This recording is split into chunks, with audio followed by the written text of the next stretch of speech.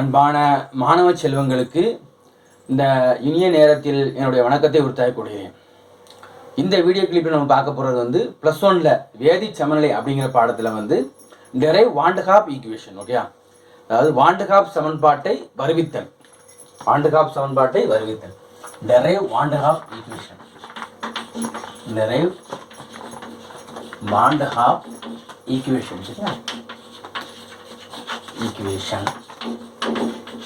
அதாவது வான் டெ காப் சமன்பாட்டை வருவித்தல். வான் டெ காப் சமன்பாட்டை வருவித்தல். இதில் வந்து 2 ஃபார்ம் இருக்கு. ஒன்று வகையீட்டு வடிவம், வான் டெ காப்பினுடைய வகையீட்டு வடிவம் இருக்குது. அப்புறம் வான் டெ காப்பினுடைய தொகையீட்டு வடிவம், டிஃபரன்ஷியல் ஃபார்ம் ஆஃப் வான் டெ காப் ஈக்குவேஷன் ஒன்று இருக்குது. அப்புறம் வந்து இன்டகிரேட்டட் ஃபார்ம் ஆஃப் வான் டெ காப் ஈக்குவேஷன் இருக்குது. சரிங்களா? இதில் வந்து சமநிலை மாறிலியின் மதிப்பு வந்து வெப்பநிலையை பொறுத்து அமைவதற்கான ஒரு அளவியல் தொடர்பு தரும். அதாவது சமநிலை மாறிலியின் மதிப்பு கே, சமநிலை மாறிலியின் மதிப்பு இருக்குங்களா கே, இந்த மதிப்பு வந்து வெப்பநிலையை பொறுத்து எப்படி அமையுது, வெப்பநிலையை பொறுத்து அமைவதற்கான ஒரு அளவியல் தொடர்பு, வெப்பநிலையை பொறுத்து அமைவதற்கான ஒரு அளவியல் தொடர்பை தான் இந்த சமன்பாடு தருது. 2 ஃபார்மில் இருக்குது. ஒரு அளவியல் தொடர்பு 2 ஃபார்ம். என்ன ஃபார்ம் அப்படின்னு பார்த்தா integrated form and differential form. சரியா? இன்டகிரேட்டட் ஃபார்ம் அண்ட் டிஃபரன்ஷியல் ஃபார்ம்னு நம்ம டெரைவ் பண்ண போகிறோம். சரி, இந்த ஸ்டார்டிங் என்ன அப்படின்னு பார்த்தா ஸ்டாண்டர்ட் கிப்ஸ் எனர்ஜியும் அப்புறம் வந்து என்னது ஈக்விலிபிரியம் கான்ஸ்டன்ட்டையும் சரியா ரிலேட் பண்ணுற மாதிரி ஒரு சமன்பாடு இருக்குது. சரியா? அதாவது வந்து ரிலேஷன்ஷிப் பிட்வீன் என்னது அப்படின்னு பார்த்தா என்னது standard Gibbs free energy, standard கிப்ஸுடைய ஃப்ரீ எனர்ஜி சேஞ்ச். சரியா? ஃப்ரீ எனர்ஜி சேஞ்ச் அண்ட் என்னது ஈக்விலிபிரியம் கான்ஸ்டன்ட்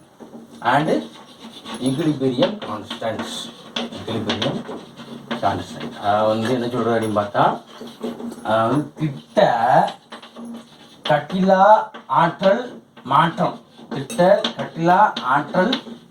மாற்றத்தையும் அப்புறம் வந்து என்னது சமநிலை மாறிலியும் தொடர்படுத்தக்கூடிய சமன்பாடுனா மாறிலியையும் தொடர்படுத்தக்கூடிய ஒரு சமன்பாடு நமக்கு தெரியும். என்ன சமன்பாடு அப்படின்னு பார்த்தா ஏற்கனவே நமக்கு தெரிஞ்ச சமன்பாடு என்னது அப்படின்னு பார்த்தா delta G standards equal to -RT ln K. இதான் வந்து தொடர்படுத்தக்கூடிய சமன்பாடு. இது சமன்பாடு நம்ம 1ன்னு வச்சுக்கோம். இதான் ஃபர்ஸ்ட் சமன்பாடு. நம்ம என்ன செய்ய போகிறோம்? சமன்பாடு 1. சரிங்களா? ஏற்கனவே நம்ம தெர்மோடைனமிக்ஸில் ஒன்று பார்த்தோம். என்னது தெர்மோடைனமிக்ஸ், வெப்ப இயக்கவியலில் வந்து நம்ம ஒரு இதை யூஸ் பண்ணோம். டெல்டா ஜியினுடைய வேல்யூ வந்து நம்ம வந்து வேறு ஃபார்மேட்டில் எழுதியிருக்கோம். வெப்ப இயக்கவியல் நான் உங்களுக்கு சொல்லி கொடுத்துருக்கேன். என்ன அப்படின்னு பார்த்தா கவர்மெண்ட் ஹாஸ்பிட்டல் டிரான்ஸ்போர்ட் சிஸ்டம் அப்படிதானே. டெல்டா ஜி ஸ்டாண்டர்ட் கவர்மெண்ட், இப்போ என்ன சொல்லியிருக்கேன் கவர்மெண்ட் அப்படின்னு வச்சு சொல்லியிருக்கேன். G hospital, delta H standard hospital. சரிங்களா? மைனஸ் என்னது டிரான்ஸ்போர்ட் சிஸ்டம் டி, சிஸ்டத்துக்கு வந்து எஸ் ஸ்டாண்டர்ட். சரியா? Minus transport system. இப்படி நான் ஈஸியாக என்ன செஞ்சுருக்கேன் உங்களுக்கு வந்து நிமோனிக்ஸ் எளிதாக புரிந்து கொள்ளும் வகையில் இது ஞாபகம் வச்சு சொன்னேன். Government hospital transport system. சரியா? நம்ம டெல்டா ஹெச் கூட ஒன்று சொல்லியிருக்கேன். High electricity power voltage, delta H equal to என்னது delta E plus P delta V அப்படிங்கிற ரிலேஷன் கூட சொல்லி தந்திருக்கேன். சரிங்களா? ஸோ இப்போ இதில் வந்து இதை கொண்டு போய் சமன்பாடு 2ன்னு வச்சுக்கோம். இது நம்ம என்ன செய்ய போகிறோம்? சமன்பாடு 2. இது வந்து சமன்பாடு 2. இந்த இப்போ சமன்பாடு 2 வந்து நான் முன்னில் பிரதியிட போகிறேன். சமன்பாடு 2 என்ன செய்ய போகிறேன்? அப்போ சமன்பாடு 2 1ல் பிரதியிட, சமன்பாடு 2 என்னது 1ல் பிரதியிட சப்ஸ்டிடியூட். சரியா? சப்ஸ்டிடியூட் என்னது ஈக்குவேஷன் 1, சப்ஸ்டிடியூட் ஈக்குவேஷன் 2 1. சரியா? இதில் பாருங்க என்னங்கிறது பார்க்கணும். எப்படி இப்போ வந்து சப்ஸ்டியூட் பண்ணுமா? இந்த பாருங்க, இந்த டெல்டா ஹெச் ஸ்டாண்டர்டு கொண்டு போய் இதை கொண்டு போடுங்க. எதை அந்த வேல்யூ கொண்டு போய் போடுவோம். சரியா? Delta H standard minus T delta S standard is equal to minus RT ln K. இப்போ எழுதிடலாமா? சரி, இப்படி எழுதிட்டு இப்போ என்ன செய்ய போகிறோம், அந்த ஆர்டி வந்து கான்ஸ்டன்ட், அதனால் இங்கே என்ன செய்ய போகிறோம், இந்த பக்கம் கொண்டு வரணும். டெம்பரேச்சர் இருக்குல்ல, இங்கேயும் டெம்பரேச்சர் டேம் இருக்குது, நம்ம என்ன செய்ய போகிறோம், கீழே கொண்டு வரணும். அப்போ எப்படி எழுதலாம் அந்த சமன்பாடு அப்படின்னு பார்த்தா, delta H standard minus T delta S standard by RT equal to minus lawn K. எப்படி எழுதலாமா? இதை வந்து ரீஅரேஞ்ச்மெண்ட் பண்ணிட்டோம். இப்போ விரிச்சு எழுதுவோம். இதை நம்ம வந்து மாற்றி அமைச்சாச்சு. மாற்றி அமைச்சதுக்கப்புறம் என்ன செய்யலாம், விரிச்சு எழுதணும். எப்படி அப்படின்னு பார்த்தா, இது இப்படி ரிலேட் பண்ணி காமனாக வச்சு எழுதுறோம். வச்சுக்கலாம். அப்போ delta H standard by RT minus T delta S standard by RT என்னது மைனஸ் லான் கே. இப்படி எழுதணும். சரிங்களா? இப்படி எழுதிட்டு பாருங்க, இதுவும் வந்து டி தான், இதுவும் டி தான். அப்போ இந்த டி கேன்சல் பண்ணிக்கலாம். நம்ம இந்த டீயும் கேன்சல் பண்ணிக்கிறோம். சரிங்களா? இப்போ மைனஸ் டேம் இங்கே இருக்குது, அங்கே இருக்குது. அதனால் வந்து நம்ம மைனஸால் போத்து சைட்ஸ் நினச்சி போகிறேன், மல்டிப்ளை பண்ண போகிறேன். அடுத்து நினச்சி போகிறேன், மல்டிப்ளை போத்து சைட்ஸ். சரியா? மல்டிப்ளை போத் சைட்ஸ் வித் என்னது மைனஸ் சைன். மைனஸ் சைனால் மல்டிப்ளை பண்ணிடுவோம் இந்த ஈக்குவேஷனை. சரியா? எபோ ஈக்குவேஷனை மைனஸ் சைனாக மல்டிப்ளை பண்ணுமா? அப்போ என்ன கிடைக்கும், minus delta H standard by RT, இன்னொரு மைனஸ் இன்னொரு மைனஸ், மைனஸ் மைனஸ் சேர்ந்து ப்ளஸ் ஆகிடும். சரிங்களா? Plus delta S standard by 6, இன்னொரு மைனஸு இன்னொரு மைனஸ், அப்போ என்ன ப்ளஸ் ஆகிடும். சரியா? Is equal to lawn K. அப்படி எழுதலாமா? இப்படி எழுதலாம். சரிங்களா? இப்போ இதை நம்ம அடுத்து என்ன பண்ணுறது அப்படிங்கிறது நம்ம யோசிக்கணும். சரிங்களா? அதாவது சமன்பாடு இது எத்தனை வச்சுக்குவோம், 1 2 3 வச்சுக்குவோமா? இது சமன்பாடு 3. இப்போ இந்த சமன்பாடு 3 தான் நம்ம என்ன செய்ய போகிறோம்னா, வான் டெர் ஹாப்பினுடைய டிஃபரன்ஷியல் ஃபார்மாக மாற்றும். சரிங்களா? சமன்பாடு 3 வந்து வெப்பநிலையை பொறுத்து வகையீடு செய்து நம்ம என்ன செய்ய போகிறோம், டிஃபரன்ஷியல் ஃபார்மாக மாற்ற போகிறோம். சரிங்களா? அப்போ சமன்பாடு 3 வெப்பநிலையை பொறுத்து வகையீடு செய்ய, 3 வெப்பநிலையை பொறுத்து வகையீடு செய்ய, வெப்பநிலையை பொறுத்து வகையீடு செய்ய. எப்படி வந்து டிஃபரன்ஷியல் ஃபார்ம், டிஃபரன்ஷியேட் அப்படிதானே, differentiate with temperature, differentiate with temperature, differentiate with temperature. சரியா? அப்போ எப்படி அப்படிங்கிறது பார்க்கணும். சரிங்களா? இப்போ இதில் வந்து இதை முதல்ல டிஃபரன்ஷியேட் பண்ணுவோம்.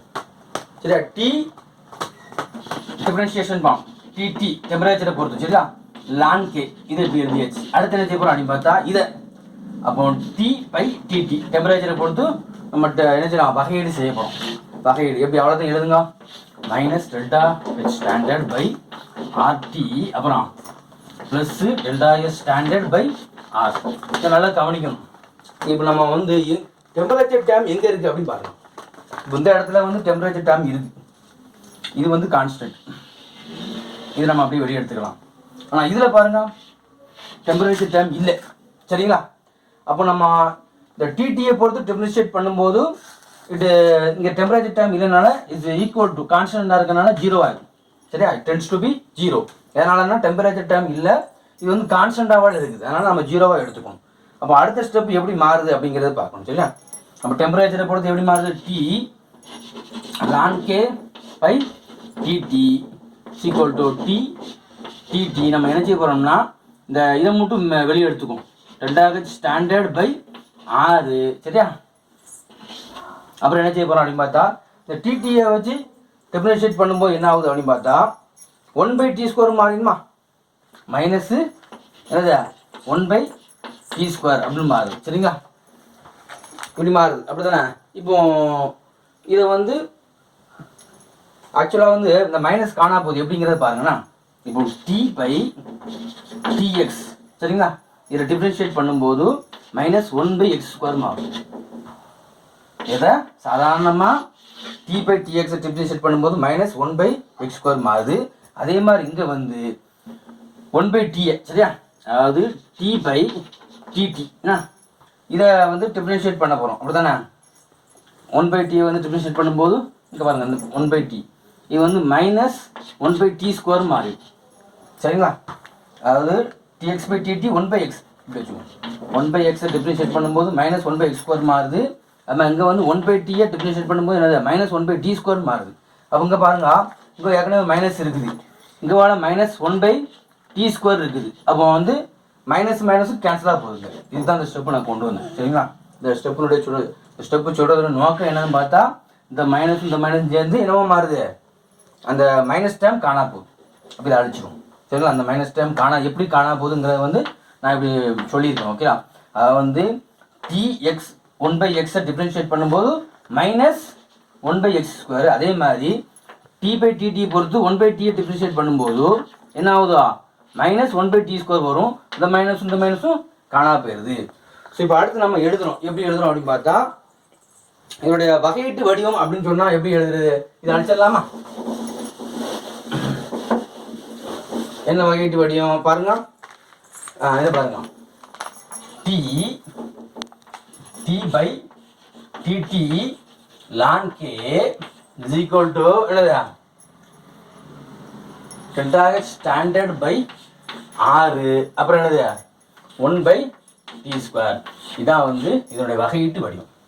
எதனுடைய வகையீட்டு வடிவம் வான் டெ காப்பினுடைய டிஃபரன்ஷியல் ஃபார்ம், வான் டெ காப்பினுடைய differential form equation. Okay, differential form equation. சரி, அது வந்து வான் டெ காப்பின் வகையீட்டு வடிவம், வான் டெ காப்பினுடைய வகையீட்டு வடிவம், வான் டெ காப்பினுடைய வகையீட்டு வடிவம். வான் டெ காப்பின் வகையீட்டு வடிவம்னு கேட்டால் ஈக்குவேஷன் வந்து எத்தனாவது ஈக்குவேஷன்னா 4. அப்போ சமன்பாடு 4 வந்து வான் டெ காப்பினுடைய வகையீட்டு சமன்பாடு சரிங்களா. இதுவரையும் கூட ஒரு சில கொஸ்டின்ஸ்லாம் கேட்கலாம். நம்ம டெரைவ் டிஃபரன்ஷியல் ஃபார்ம் ஆஃப் வான் டெ காப் ஈக்குவேஷன் அப்படின்னு கூட கேட்கலாம் சரிங்களா. இப்போ நம்ம வந்து இந்த லிமிட் அப்ளை பண்ண போகிறோம். சமன்பாடு 4 வந்து லிமிட் அப்ளை பண்ணி தொகையீட்டு வடிவத்தை கண்டுபிடிக்க போகிறோம். நம்ம இப்போ என்ன செய்ய போகிறோம், தொகையீட்டு வடிவத்தை எப்படி கண்டுபிடிக்கிறதுனா அப்படிங்கிறத மட்டும் பார்ப்போம் சரிங்களா. அப்போ வந்து சமன்பாடு 4 வந்து t1 மற்றும் t2 வெப்பநிலைகளில் சரியா. மேற்கண்ட சமன்பாடு 4 சரியா t1 மற்றும் t2 வெப்பநிலைகளில் சரியா. ஆமா, சமநிலை மாறி இருக்குல்ல, இது வந்து வெப்பநிலைகளில் k1 மற்றும் k2 சமநிலை மாறிலி எல்லைகளுக்கிடையே, சமநிலை மாறிலிகளின் எல்லைகளுக்கிடையே வகையீடு செய்யணும், தொகையீடு செய்யணும். மாறிலிகளின் எல்லைகளுக்கிடையே நான் என்ன செய்ய போகிறேன், தொகையீடு செய்ய போகிறேன் சரியா. தொகையீடுன்னா என்ன அர்த்தம், இன்டகிரேட் பண்ண போகிறேன், இன்டகிரேட் சரியா. இன்டகிரேட் செய்க எப்படி அப்படின்னு பார்க்கணும். அப்போ இப்போ நம்ம இன்டகிரேட் பண்ணும்போது t/tt இதை வந்து நம்ம என்ன செய்ய போகிறோம், இன்டகிரேஷனாக மாற்றுறோம், லிமிட் அப்ளை பண்ணுவோம் சரியா. லிமிட் அப்ளை பண்ணி இந்த மாதிரி மாற்றுறோம் சரியா. இப்போ வந்து லிமிட் அப்ளை பண்ணும்போது t1 சமநிலை மாறிலி தான் செய்ய போறியா. அப்போ k1 k2 சமநிலை மாறிலி செய்யும்போது k1 k2 சரியா. ஒரு லிமிட் அப்புறம் வந்து இது செய்கிறதுக்கு முன்னாடி இந்த இருக்குல்ல, இந்த tt இருக்குல்ல, இதை நம்ம என்ன செய்ய போகிறோம், இங்கே கொண்டு போகிறோம். ஏன்னா வந்து இந்த tt இந்த பக்கம் கொண்டு போகும்போது நம்ம என்ன பண்ண முடியும், இன்டகிரேட் பண்ண முடியும். டெம்பரேச்சர் டேம் மட்டும் என்ன செய்ய போகிறோம், இந்த பக்கம் கொண்டு போனால் தான் அங்கே வந்து ln k மட்டும் இருக்கும் சரிங்களா. நான் tt இந்த பக்கம் கொண்டு போயிடும், அது ஒரு ஈக்குவேஷன் எழுதிடும் சரிங்களா. அது வந்து இப்போ என்ன செய்ய போகிறோம்னா t ln k சரிங்களா இஸ் ஈக்குவல் டு இது கான்ஸ்டன்ட், இது அப்படியே வச்சுக்கோங்க, என்னது மாறினால அப்படியே வச்சுக்கிறோம். அப்புறம் tt/t² இப்படி எழுதலாமா, இப்படி எழுதலாமாப்பா. நம்ம இப்போ இதை நம்ம என்ன செய்ய போகிறோம், இன்டகிரேட் பண்ணுவோம். இதை நம்ம வந்து தொகையீடு செய்யணும் சரிங்களா. இப்போ தொகையீடு செய்து லிமிட் அப்ளை பண்ணுமா, இது என்னது மாறிலி, இது டெம்பரேச்சர் சரியா. இப்போ வந்து இதை வந்து நம்ம என்ன செய்ய போகிறோம் அப்படின்னு பார்த்தா என்னது எப்படி அப்ளை பண்ணுறது அப்படின்னு பார்க்கணும். இப்போ பாருங்க k1 k2 சரிங்களா, k1 k2 ln k சரியா, t ln k. அடுத்து என்ன பார்த்தா டெல்டா h ஸ்டாண்டர்ட் பை 6 இதுக்கு அப்ளை பண்ணுங்க. T1 T2 TT by T square. சரிங்களா? இப்போ இந்த TT by T ஸ்கொயர் எப்படி மாறுது அப்படிங்கிறத நம்ம ஒரு ஸ்டெப்பில் பார்த்துருவோம். இது பாருங்க, இந்த இது வந்து -1/T மாறுது எப்படி அப்படின்னு பார்க்கணும். சரியா? எப்படி பார்க்குறது? இது பாருங்க, வந்து 1/T ஸ்கொயர். சரிங்களா? எப்படி மாறுதுன்னா TT அப்படி வச்சுக்கோங்க. TT by T ஸ்கொயர் எப்படின்னா x பவர் n வந்து எப்படி மாறுதுன்னா xn + 1/1 + n + 1 இப்படி வச்சுக்கோம். அதே மாதிரியே வந்து இந்த டீயை வந்து இப்படி எழுதிக்கும், t -2. சரியா? இன்டு டிடினா இந்த t -2 வந்து t -2 எப்படி எழுதலாம்னா பார்த்துங்க, x -2 + 1/-2 + 1 இப்படி எழுதலாமா? இப்படி எழுதுறோம். எழுதிட்டு இதை நம்ம என்ன செய்ய போகிறோம் அப்படின்னு பார்த்தா இங்கே டிடி வரும். சரியா? ஏன்னா டிடி வந்துடும். சரியா? அப்புறம் வந்து என்னது அப்படின்னு பார்த்தா இப்போ இது கணிங்க, இது வந்து எக்ஸ் கிடையாது, இந்த இடத்துல டீனா, அப்போ t -2 + 1 -2 + 1. சரியா? இப்போ வந்து t -1 கீழே என்ன வந்துடும் -1. சரிங்களா? இப்போ நல்லா கவனிங்க, இந்த t -1 இந்த மைனஸ் காமனாக எடுத்துருவோம். இந்த மைனஸ் நம்ம நினச்சிவோம் காமனாக எடுத்துருவோம். இந்த மைனஸ் காமனாக எடுத்தாச்சு. ஒன்று என்னது மீனிங்லெஸ். அப்போ t -1 இப்படி எழுதலாமா? சரி, இப்படி எழுதியிருக்கோம். இதை என்ன செய்ய போகிறோம் அப்படின்னு பார்த்தா 1/Tன்னு எழுதலாமா? எதா இதை அப்போ நாங்கள் எழுதுக்கா. அப்போ வந்து மைனஸு காமனாக இருக்குது, 1/Tன்னு எழுதியாச்சு. சரியா? இப்போ வந்து நமக்கு வந்து எது வந்துருச்சு அப்படின்னு பார்த்தா இந்த இதுக்கு மதிப்பு வந்து -1/Tன்னு வந்துருக்கு. சரியா? அப்போ இதை அப்படியே அப்ளை பண்ணுங்க. பாருங்க, அதாவது லிமிட்டை உள்ள அப்ளை பண்ணுவோமா? அதாவது k1 k2 ln k. சரிங்களா? என்ன ஆகுது? ∆h standard by 6. இதுக்கு தான் நம்ம என்ன செய்ய போகிறோம் -1/T கொண்டு வந்துருவோம். இதுக்கு பதிலாக தான். சரியா? அப்போ என்னது T1 T2 -1/T. சரிங்களா? இப்படி இருக்கு. இப்போ இதை நம்ம என்ன செய்யறது அப்படின்னு பார்க்கணும். லிமிட்டை உள்ளே கொண்டு அப்ளை பண்ணி நம்ம இன்டகிரேட் பண்ணணும், தொகையீடு செய்யணும். சரியா?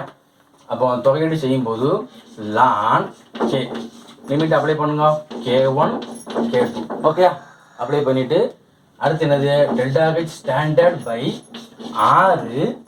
இதை லிமிட் அப்ளை பண்ணுங்க. மைனஸ் ஏற்கனவே காமனாக இருக்குது. லிமிட் அப்ளை பண்ணும்போது இல்லை நம்ம t இருக்கட்டும். சரிங்களா? அதாவது T1 T2 minus common 1/T இப்படி வச்சுக்கோம். இப்போ அடுத்து வந்து இதை லிமிட் அப்ளை பண்ணுங்க, உள்ளே கொண்டு போய் ln k2 upper limit minus lower limit. சரியா? ln k1. சரிங்களா? அப்புறம் வந்து ∆h ஸ்டாண்டர்ட் பை 6. அடுத்து என்னது அப்படின்னு பார்த்தா இது என்னது அப்பர் லிமிட். சரியா? மைனஸ் அப்படியே இருக்குது. என்ன செய்யணும் அப்படின்னு பார்த்தா 1/ அப்பர் லிமிட் என்னது T2, அப்புறம் என்னது லோயர் லிமிட் -1/T1. சரிங்களா? இப்படி எழுதலாமா? இப்படி எழுதிடுறோம். சரியா? Upper limit minus lower limit. சரியா?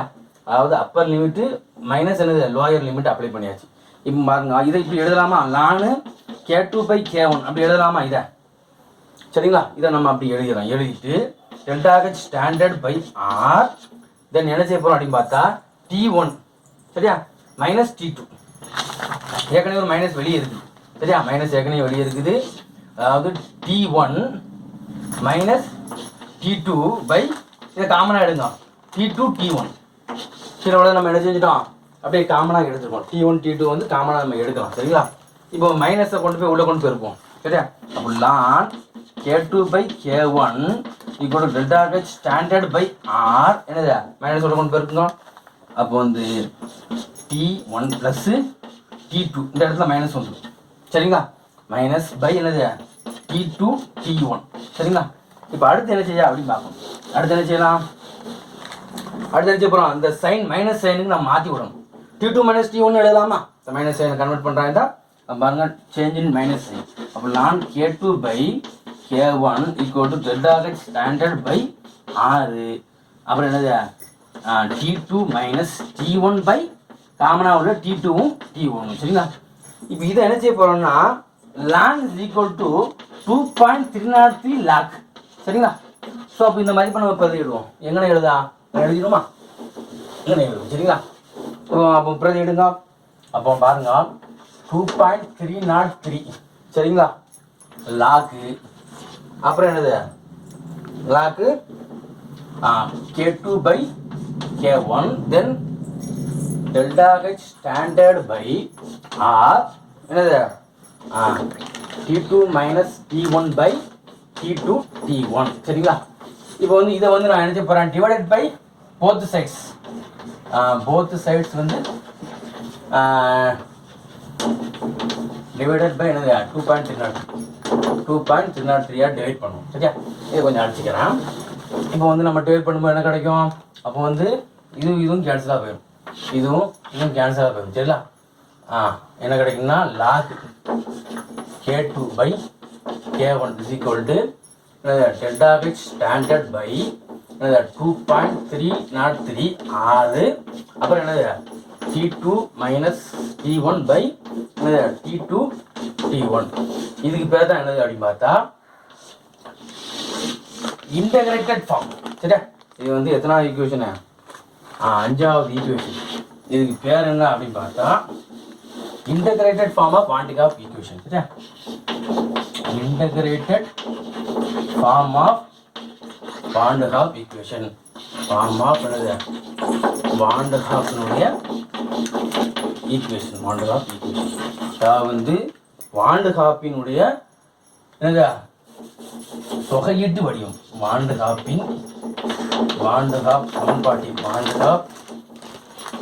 சமன்பாட்டின் தொகையீட்டு வடிவம் கேட்டால் இதான் எழுதும். Van de Graaff சமன்பாட்டின் தொகையீட்டு வடிவம்.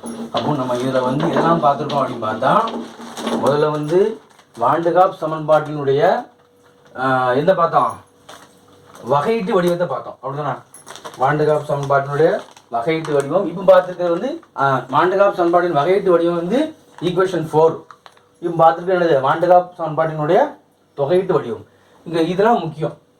லிமிட் 1/t மைனஸ் வர்றதுன்னா இது எப்படி காமனாக எடுத்து இந்த மாதிரி பண்ணுறது இதெல்லாம் நம்ம முக்கியமாக நினைக்கணும், பார்த்துக்கணும். நம்ம இதுலேயும் வந்து t-2 வச்சு அதை வந்து என்ன செய்யலாம் -t-1 போட்டு என்ன பண்ணியிருக்கான் -1/t அப்படின்னு கொண்டு வர்றது வந்து இது வந்து இம்பார்ட்டன்ட், முக்கியமானது, ஞாபகம் வச்சுக்கணும். சரிங்களா? அப்போ நம்ம வந்து முதல்ல வந்து Gibbs free energy, standard Gibbs free energy இருக்கும். என்னது ஈக்விலிபிரியம் கான்ஸ்டன்ட்டே வச்சு தொடர்புபடுத்தக்கூடிய ஒரு ஈக்குவேஷனை பார்த்தோம். அப்புறம் delta H standard equal to delta H standard minus T delta H standard இந்த வேல்யூ சப்ஸ்டியூட் பண்ணி அப்படியே கொண்டு வந்தோம்னா ஃபர்ஸ்ட் நமக்கு கிடைச்சது வந்து என்னது differential form of Van de Graaff equation. சரியா? 3 மார்க்கில் கேட்கணும். Differential form of Van de Graaff equation அதாவது Van de Graaff சமன்பாட்டினுடைய வகையீட்டு வடிவம். அதை வச்சு நம்ம என்ன செய்ய லிமிட் அப்ளை பண்ணோம். அதாவது வந்து T1 T2 வெப்பநிலைகளில் சமநிலை மாறிகள் K1 K2 அதான் ஈக்விலிபிரியம் கான்ஸ்டன்ட் வேல்யூ வந்து இந்த எல்லைகள் லிமிட்டாக வச்சு நம்ம அப்ளை பண்ணி நம்ம என்ன செஞ்சோம் இந்த 5th ஈக்குவேஷன் கொண்டு வந்தோம். இதுக்கு பேர் வந்து Van de Graaffனுடைய என்னது இன்டகிரேட்டட் ஃபார்ம் தொகையீட்டு வடிவம். சரியா? ஸோ இதை நன்கு பயன்படுத்தி கொள்ளுமாறு அன்புடன் வேண்டிக் கொள்கிறேன். நன்றி மாணவர்களே, நன்றி.